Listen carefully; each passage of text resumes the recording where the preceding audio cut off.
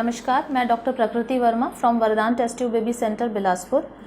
आज हम आपके सामने ये डिस्कस करना चाहते हैं जैसे कि बहुत सारे पेशेंट्स का आईवीएफ कराते हैं टेस्ट ट्यूब बेबी प्रक्रिया, और उस प्रक्रिया में ज़रूरी नहीं है कि हर पेशेंट ही सक्सेस हो जाता है। बहुत सारे पेशेंट्स ऐसे भी होते हैं जो फेल हो जाते हैं। कई बार ट्रीटमेंट होता है लेकिन उनका इलाज से या उनके ट्रीटमेंट से उनको कुछ सफलता हासिल नहीं होती है।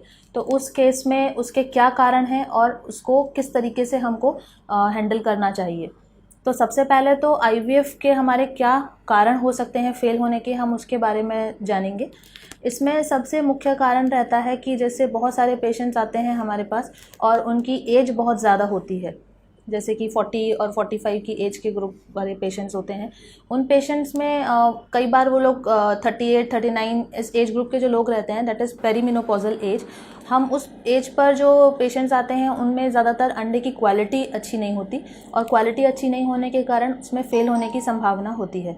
लेकिन वो पेशेंट्स ऐसा, हम लोग को कई बार बहुत सारे पेशेंट्स ऐसा बोलते हैं कि हमको हमी के एग से ही या सेल्फ के एग से ही हमको प्रेगनेंसी चाहिए, इसके अलावा हम डोनर एग्स पर नहीं जाएंगे। तो उस कंडीशन में हमको उन्हीं के एग्स पर ही ट्राई करना पड़ता है। लेकिन उस कंडीशन में उनके जो एग्स होते हैं वो बहुत कम मात्रा में निकलते हैं या फिर उनकी गुणवत्ता और क्वालिटी अच्छी नहीं होती।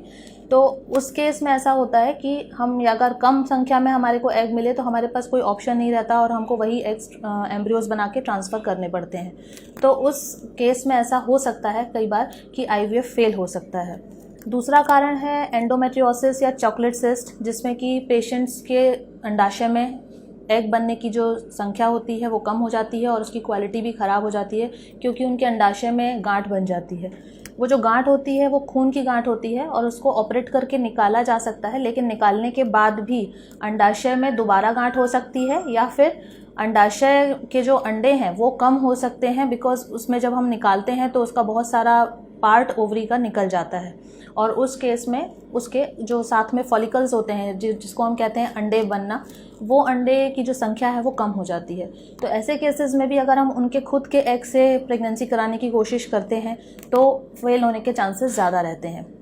तीसरा जो मुख्य कारण होता है वो हमारे कुछ पेशेंट्स ऐसे रहते हैं जिसमें कि बच्चेदानी का प्रॉब्लम रहता है, यानी उनकी बच्चेदानी में लाइनिंग जो रहता है जहाँ पर हमको भ्रूण स्थापित करना होता है वो चमड़ी अच्छे से नहीं बन पाती है, और उसके अच्छे ना बनने के कारण भी बहुत बार फेल होने के चांसेस रहते हैं। या फिर बच्चेदानी का साइज़ अत्यधिक बड़ा होना, बच्चेदानी में सूजन होना, और या फिर बच्चेदानी में किसी तरीके की गांठ जिसको फाइब्रॉइड बोलते हैं।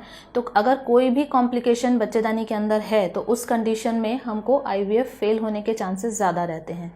ये हमारे कुछ मुख्य कारण हैं जो अंडाशय से रिलेटेड हैं, बच्चेदानी से रिलेटेड हैं, या फिर कई बार स्पर्म्स, जिसमें हम मेल फैक्टर की बात करें तो अगर स्पर्म्स पे जाते हैं तो उनकी क्वालिटी भी बहुत मायने रखती है।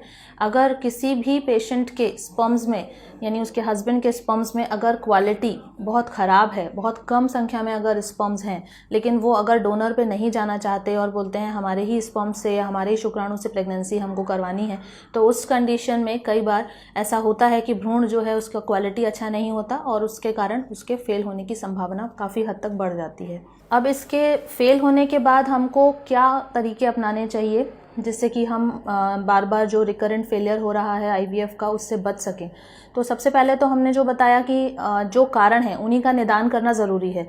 जैसे कि अगर मान लीजिए पेशेंट एज ज़्यादा है और उसके अंडे अच्छे नहीं बन रहे हैं, तो उस अंडे को हमको डोनर एग से चेंज कर लेना चाहिए। यानी अगर फर्स्ट टाइम उन्होंने सेल्फ एग से कराया है तो उस प्रेगनेंसी को वो दोबारा अगर कराते हैं तो डोनर एग से चेंज करके करवा सकते हैं, सो दैट उनके रिज़ल्ट अच्छे रहें, उनका क्वालिटी अच्छा रहे और जो हमारा भ्रूण है वो बहुत अच्छी क्वालिटी का बने।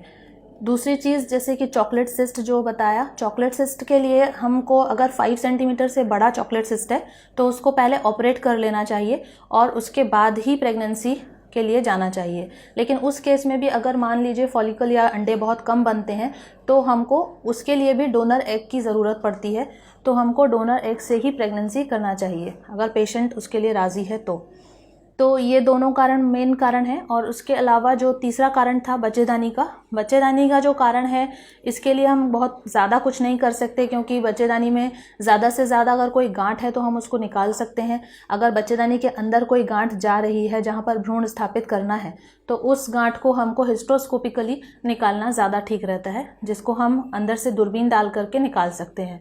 और उसको निकालने के बाद जब हम प्रेगनेंसी के लिए उनका IVF करते हैं तो उस केस में सफल होने की संभावना काफ़ी हद तक बढ़ जाती है। बच्चेदानी का लाइनिंग अगर पतला है तो उसके लिए बहुत सारी दवाइयाँ आती हैं जिसको कि हम ट्राई कर सकते हैं और उसके बाद उसमें प्रेगनेंसी के लिए ट्राई कर सकते हैं, जिसमें कि लाइनिंग अगर बढ़ जाती है तो रिजल्ट अच्छे हैं। यदि एक बार उसका लाइनिंग नहीं बढ़ रहा है तो हमको पेशेंट को बताना चाहिए कि आपका लाइनिंग अच्छा नहीं है और आप इस साइकिल में ट्रांसफ़र ना करें और सेकेंड टाइम दूसरी बार फिर से लाइनिंग को प्रिपेयर करके और वो प्रक्रिया दोबारा दोहराई जा सकती है।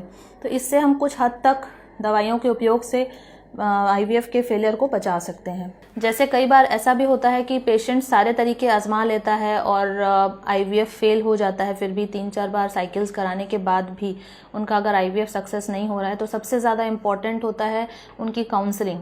उनका जो मेंटल स्टेटस होता है वो बहुत डिप्रेसिव स्टेट में रहता है, तो उसको सबसे पहले काउंसिल करके हमको नॉर्मल स्टेट में लाना होता है। कई बार ज़रूरी नहीं है कि हर पेशेंट के प्रेगनेंसी हो ही जाए, कई बार बहुत सारे पेशेंट्स 6-7 बार IVF भी कराते हैं और वो फेल हो जाता है। उस केस में हमको सरोगेसी ट्रीटमेंट हम प्लान कर सकते हैं। अगर मदर के ऊपर कंसीव नहीं कर पा रहा है तो सरोगेट मदर्स अवेलेबल रहती हैं, सरोगेट मदर पर प्रेगनेंसी करा सकते हैं। लास्ट ऑप्शन जो मेल फैक्टर में आता है जिसमें कि हस्बैंड का प्रॉब्लम है। कई बार हस्बैंड लोग बोलते हैं कि हमको अपने ही शुक्राणु चाहिए, लेकिन अगर बार बार उनके शुक्राणु से कर रहे हैं और प्रक्रिया फेल हो जा रही है क्योंकि भ्रूण की क्वालिटी अच्छी नहीं बन पा रही है उसके कारण, तो उस केस में भी हमको डोनर सीमेन लेकर के IVF दोबारा करना चाहिए और उसके बाद उसमें काफ़ी हद तक संभावना रहती है कि प्रेगनेंसी हो जाए। आज के जो वीडियो में हमने ये शेयर किया कि हमारे पेशेंट्स को जिनको कि बार बार IVF फेल हो रहा है और उनके क्या कारण है फेल होने के, और उनको अगर IVF फेल हो रहा है तो क्या करना चाहिए, इस सारे टॉपिक के बारे में हमने आज डिस्कशन किया और हमसे जुड़े रहेंगे। आगे हम इसके अलावा और भी बहुत सारी चीज़ें हैं जिसके बारे में डिस्कस करेंगे। Thank you.